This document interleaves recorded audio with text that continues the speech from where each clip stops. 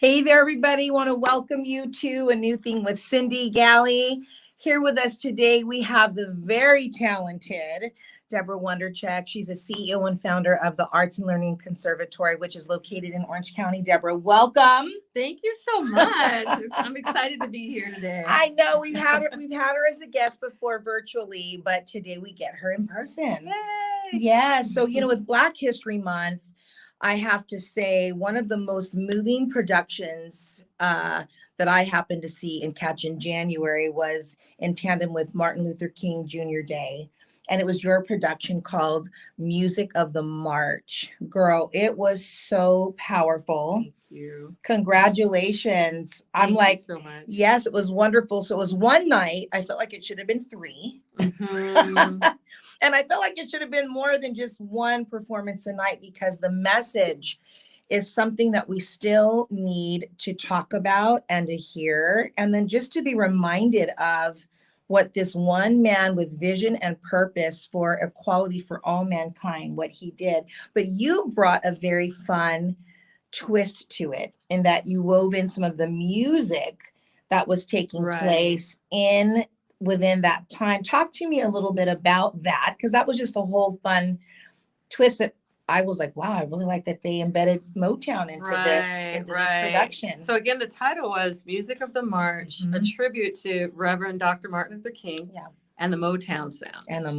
And so that's what you're speaking about. So with what we did, or basically it was the whole concept of the production was really a dream that I had of really telling. You had a dream. I had a dream. Telling Dr. King's story from the place of him as a human being, because from our history books, we just see him as he was just born with a mustache and he just came out as a civil rights leader. But we forget he was a child. He grew up in a household that had to empower him, and the experiences that he had to make him into who he was, or grow him into that. So our storyline began when he was a child. Took us through him meeting Coretta in college, telling everything from a historical standpoint, which we don't get. We miss the history. And then telling also eventually him becoming a minister, the call that he had on his life. And we showed even how he struggled, the different struggles that he had as a human being. And then how he came in contact with Motown with Berry Gordy. So there was a lot of information that we had to pack into it, about an hour and a half, hour and 45 minutes. Such a good production. And it touched the heartstrings, because again, people saw the human side. And people also saw history for what it was, because when Arts and Learning Conservatory tells a story, we do it from accuracy historically. And people walked away with things they didn't even know about Dr. King. So it was just a beautiful story to bring together and add in that music and the fun, and the reenactment of Diana Ross, and and Hell Yeah, and Berry Gordy, and all of his people. So it was just a lot of fun. It was a lot of fun. It was so good. What was the importance to you of producing this production? Again, the importance was telling history for history's sake. And it was also about bringing people together, bridging together our community. I love that. Arts and Learning Conservatory's production of Music of the March took place in Orange County. And predominantly white. Yes, and those of you who don't know much about Orange County, California, it is basically less than 2% African American in this county, and the rest are, Hispanic, white, mainly like white, Hispanic, Asian, all these other cultures, but the African American culture, a little bit almost non-existent. But we are 2 of the 2% that are here. Hey, we're right here. We're representing. And I really felt that with all of the disparities and the challenges going on in our nation and even worldwide, I thought, you know what, this production has to happen now. And it needs to be seen as a bridge. And we need to remember Dr. King's dream and his vision of seeing all nationalities coming together, working together as one. So that was the reason why I did it. I felt it's time to celebrate we can be different, but celebrate our differences as to how we make up this beautiful country of America. Yes. So that was really the reason why I felt we have to do this now and tell this story accurately. That's right. I love that. So you said that you had this dream. How long had you had the dream of doing this through the eyes of Motown? I thought that was so genius. Right. I was excited. I was like, I'm so excited. I'm going to get my groove on. But I knew that also more than that I was going to just be touched and reminded about who he was and what he did. And you're right. I love the side that you really saw this humanity side of Dr. King, which I know that we do forget. Well, the first time I ever went to, was the only time I ever went to the museum in Atlanta. And I was there looking at the clothes that he wore. Girl. He was fashionable. He was so fashionable. But I have to tell you, I broke down because it was this realization, like he was a real man. And you just forget. But when you see that he wore these tight clothes, yes. Yeah. And he was dressed spiffy, you could see, but I just was so moved and so touched. But it broke me. It broke me just to realize this was a man. This was a real man. And so you definitely saw that side. You saw the husband side with him and Coretta. Right. You know, the romancing even in between the two of them. You know, it's a backstory, but it was precious and it was needed and it was felt. So good. That's what it was all about, is you walk away feeling like you were actually there. We wanted to take people back to the 60s, to do the marches with us, to meet the personalities of Coretta and King and all of those that he came in contact with. Yes. And walk away like you felt you walked back in time and you were there. Yes. So, yeah. So good. I love that you talked about also that you took it back to when he was a child, because what the African American went through in those days when he was a child, it was certainly different than what it looks now. Oh, yeah. There were lynchings and just things that were more not tolerable, but they were happening. Yeah. You know, I'm not saying that they don't happen now. I don't know. Right.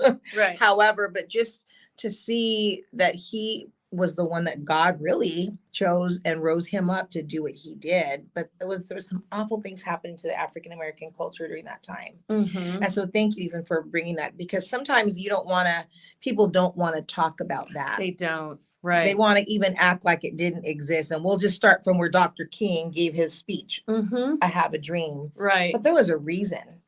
You know, he was moved because he was chosen to do what God had called him to do. Well, even with the story, when you were mentioning about the childhood, what we had brought out was at the age of 15, he was in college. And that's something no one taught us that in the history books. I was like, what? In college. I'm going to get you closer. Come in closer so we get you all the way in the shot, girl. We need you all the way. There we go. Oh, there we are.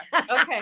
Yeah. So that part of it, I was like, wait, when we were doing the history and studying, and then to find out that by the time he was, 24, 23, he had already had his doctorate degree. Yes. So because of everything that was going on in that era and what he was called to do, he had to be fast-tracked. Yes. Just like, Christ was fast-tracked at the age of 33, life being taken from him. MLK's was at 39. He had to be fast-tracked to do what he had to do. Wow. So, that's so good. Yeah. So we thought we've got to bring this history. So like you said, people aren't just seeing him from at the I Have a Dream speech in Washington. We had to take it back. That's right. And even mentioning him from the perspective of him meeting Coretta, she was a graduate of the Boston Conservatory of Music. She was an opera major, violin minor.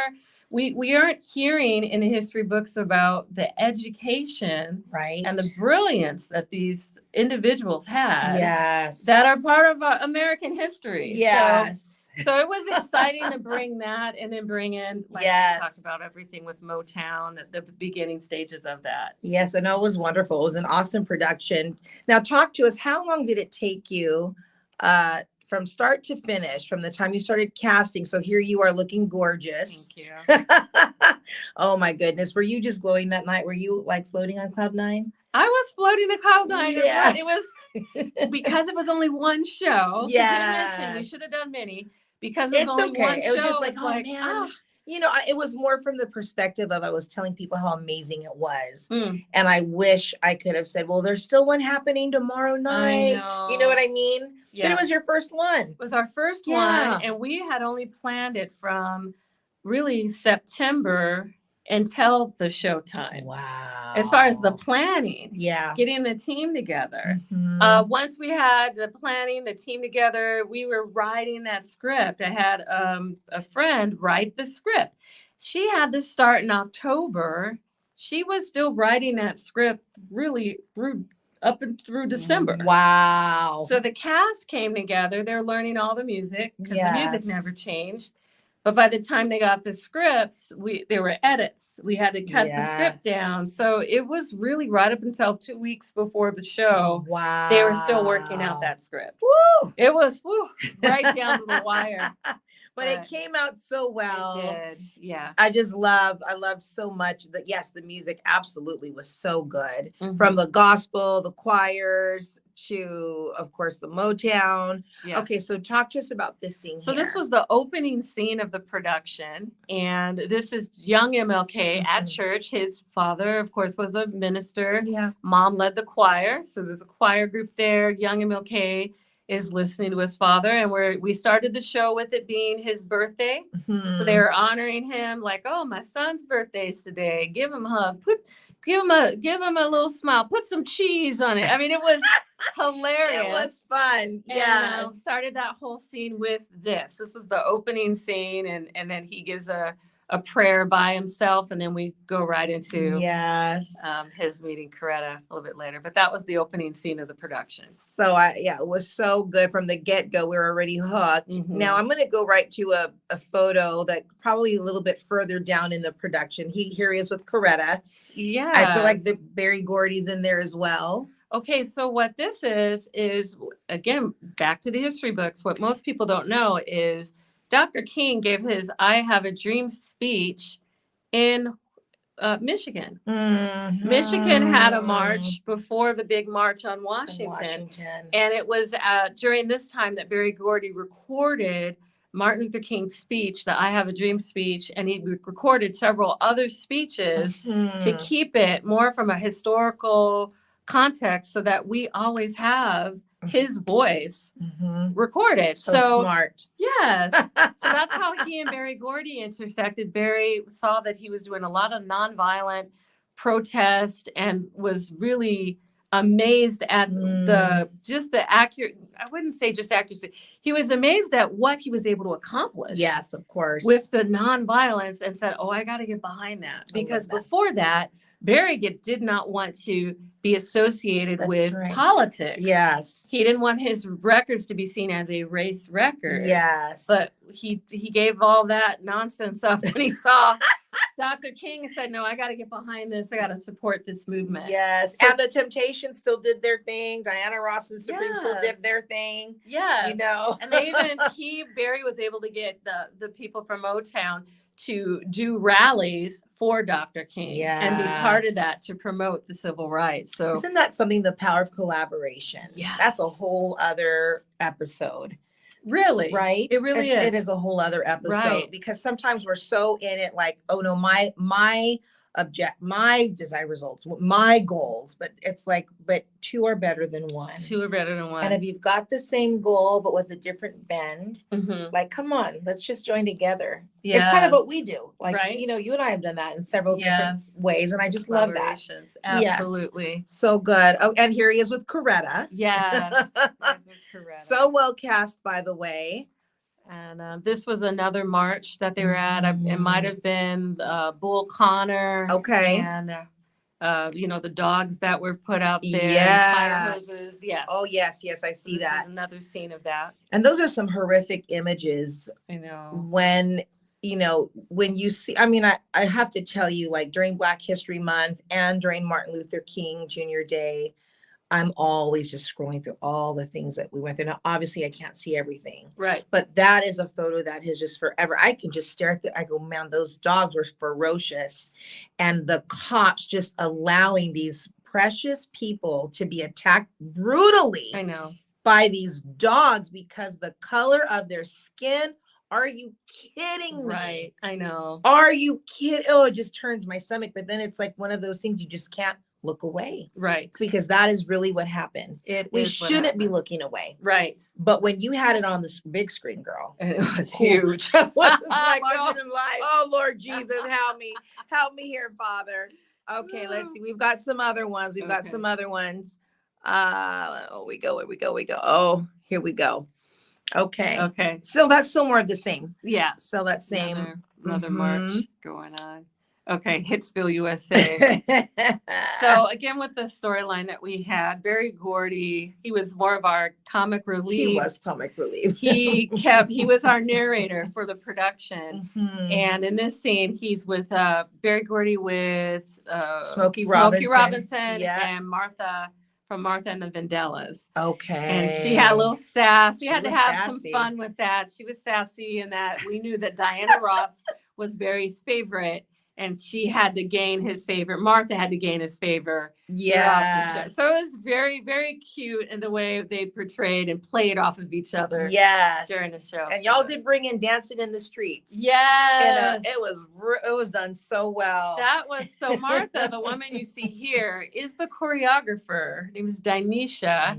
And she did an amazing job with all of the choreography for the production. So it was so well done. pretty Yes. productive, The singing, the choreography, the costume design, the set. I Yes. love all that you did with the set design with probably as little, because I don't think necessarily that is it like a production that the Barclay, is it known for theater? Or Barclay is is it more really known for staged concerts. That's what I thought. So our production, I'm glad you mentioned that, was a staged reading and concert. So it felt more, we had to have stationary sets. So we just went from stage left to center stage to stage right. Well done, yeah. And it was pretty seamless. And with the lighting and the music kept everything flowing throughout. And the images behind on the screen. And the images on the screen is what really told the story. So that's how we were able to keep it very simple throughout the production. Brilliant. Thank you. Done so well. And so you said you started off with Martin Luther King's birthday when you also ended. Yes. And I'll have to tell you that whole happy birthday to you. Yeah. With that image in the back, I had tears in my eyes. Oh, Girl. The ending was so wonderful. So the directing team,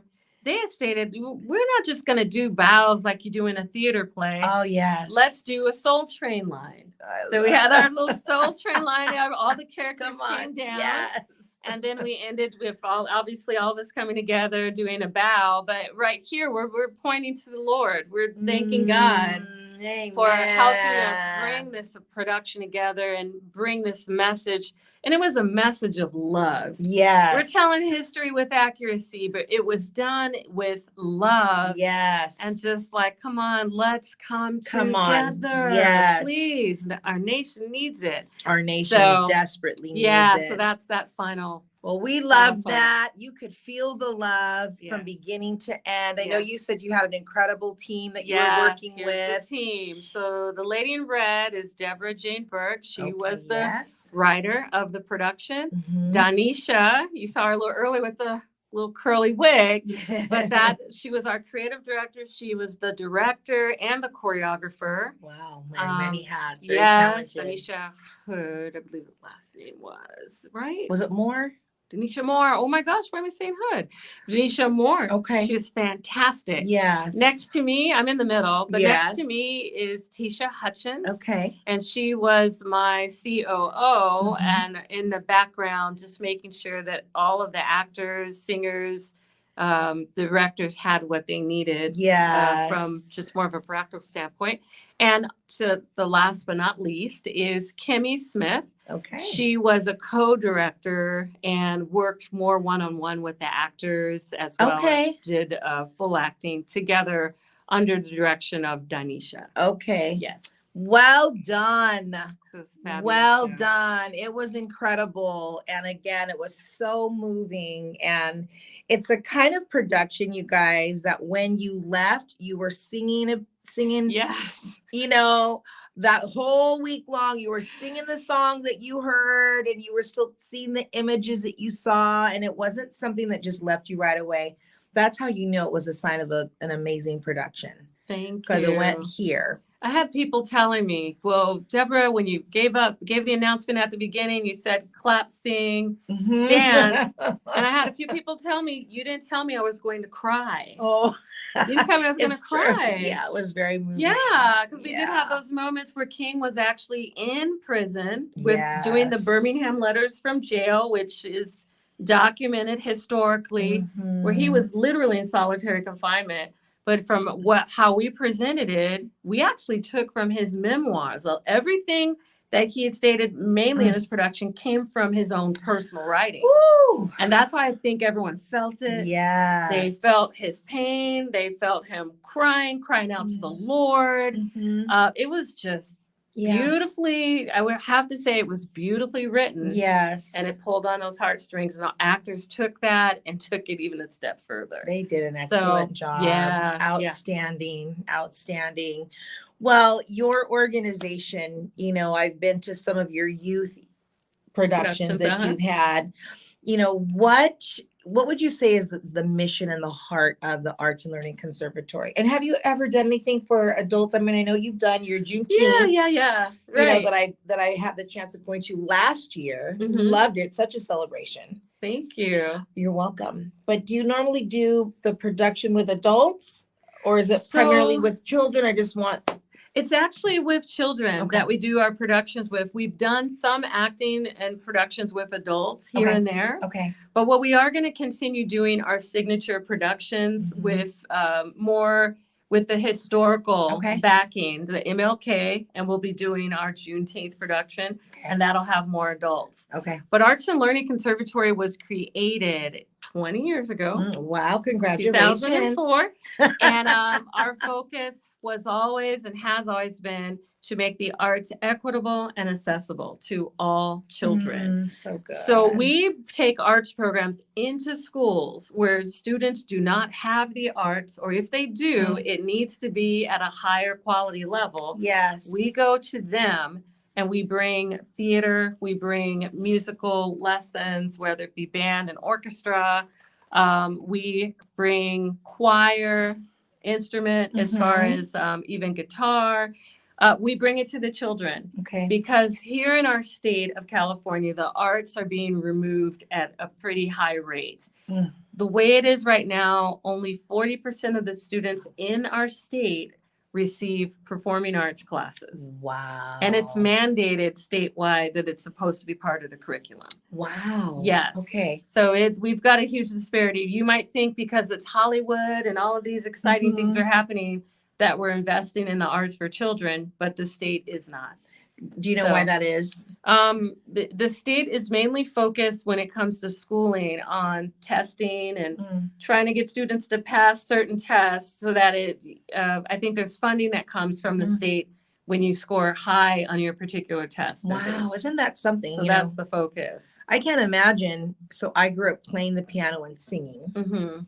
And I just cannot imagine my life and my childhood without that. I know. Because it was such a form of release, and you're creating. Right. Oh, sometimes I play the piano and just cry. You know, and you know this because it's what you do in your family. Right. Oh, right. Don't even get me We're started. all string players. Yeah.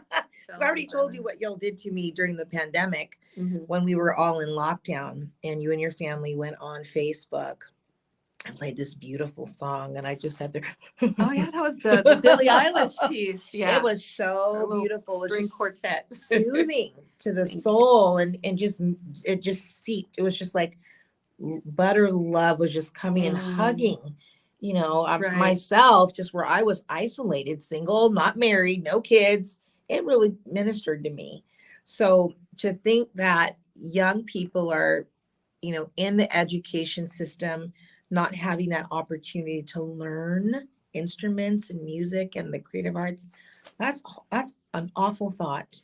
It's really, very unfortunate. It is. And then the other thing too, with the arts not being in our state in many different districts, is that in California, depending on your tax bracket in your city, that's how much money goes to your school. Oh dear. So if you're in a high, you know, a $5 million home, $2 million home area, you're going to have the arts because the money is there from your taxes. And you're probably already going to be paying for your child to have private lessons anyway. Exactly. Oh, So then boy. those districts or cities where the tax bracket is lower, there's less money. And that's how our state has operated. And that's why the disparity exists. Well, there's such a need for your organization. Right.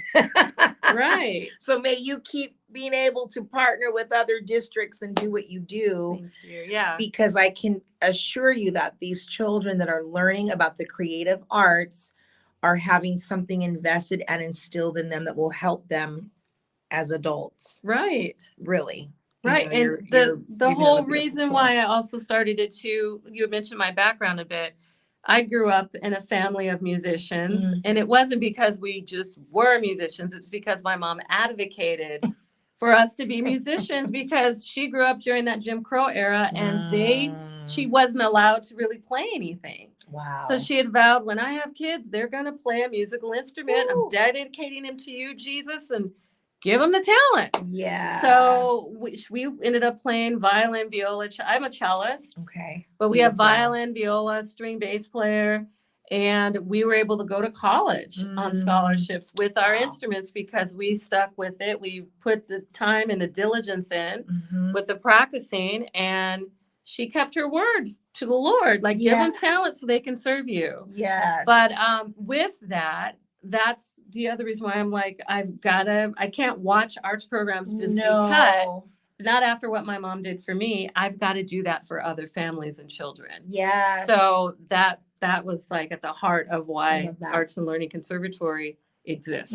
So good. So, thanks. Yes, especially because you even mentioned it with you knowing the cello and becoming excellent and excelling in the cello. It opened up opportunities for you. Yes. So we want to see kids have those same opportunities, but if they're not learning another instrument and they're not growing in a skill that's very unique, it's like one less opportunity, one less open door for them. Right. You know? Exactly. So I love that that's what you're doing. Thank you. So good. Well, you've talked about, the heart of your organization, and I'm so glad. And congratulations on 20 years. Yay. When are you celebrating? We're going to be celebrating in August. Okay. We're going to have a grand opening in August. So you are all invited to come. We're in Costa Mesa. And our website is artsandlearning.org. So you're welcome to come on out for that. We'll have information on our website. But we're going to have a grand opening. The other exciting thing, Cindy, is that we've also building right now a 200-seat theater. On our site. Look out. Still doing the fundraising for it, but the grand opening will be for the theater as well as the 20-year celebration. Will that also be in August? That will be in August. Wow. Yes. Okay, that's coming pretty quickly. Very excited about Congratulations. that. Thank you. Yeah, absolutely. If there are any there that you have a heart and a desire for the arts and learning for young people, reach out. You see here, artsandlearning.org. And also, I know you've got ongoing productions. What are some of the ongoing upcoming productions you have? So the productions that we have, again, we're serving children right now. And just so you know, we're in about 30 schools right now with our programs. So they're doing a lot of productions, whether it be Little Mermaid and little shows like that. But as far as the show that you all can come to, on not January, oh my goodness, June 8th, we're going to be doing a production called Gospel Voices of Orange County. Yes. And what that is, it's a Juneteenth celebration. And with that Juneteenth celebration, we are celebrating African-American artistry. So we're celebrating it through from the African diaspora, so the time of enslavement in our country, all the way to today, through the form of jazz instrumentation. Last year we had a black brown string orchestra, ballerinas, opera singers, some steppers too. Some steppers. So, and again, all historically put, but it's so entertaining that you as an audience member, you're going to be up on your feet clapping, you're going to be dancing, singing. it's a celebration again to just Yeah. bridge the community and Yes. celebrate the brilliance and artistic excellence of African American artistry. So, I love that. And it's exactly what happened because there were so many different races and ethnicities represented. mhm, And I tell you, everybody was moving to something. right. Yes. It was so much fun to see. And I said, next year, I'm going to come in my little African garb. Okay. Because I was trying to find something cute to wear. And I said, oh no, I need to do the whole thing. Yeah, you got to do the experience. Yes. So, and then also just, the production is going to be at Chapman University yes, at the okay. Musco Center of the Arts. Again, it'll be June 8th. June 8th at 7 p.m. So please put that on your calendar. Come out and support, be a part of it. Or if you'd like to sponsor the production or be involved in that way, we do have those opportunities as well. Love that. Well, Debora, thank you so much for coming and hanging out with us and just sharing your heart behind Music of the March and how we were able to celebrate Dr. King and the history of Motown. Yes. And well done. Thank you. Yeah, well done, you and your team. And I look forward to whatever y'all gonna be doing next year. Yes. I'm looking forward to that. Thank you. Yes, and thank you for having me. Oh my goodness, yes, in person. This was wonderful. You're doing great things for the community, Cindy, and the thank world you. needs to know what Thank you're doing. you. So thank you so much. It's my pleasure. And we want to thank you guys so much for tuning in. Again, go to artsandlearning.org. Check out all that's going on. If you have kids and you're in the California area, just jump on and see. You might not even live in Orange County, but you might know somebody that does. Just hop on and see everything that Debora Wondercheck and her team are doing. But we love you. Always be on the lookout for that new thing. God always wants to do something new. Always.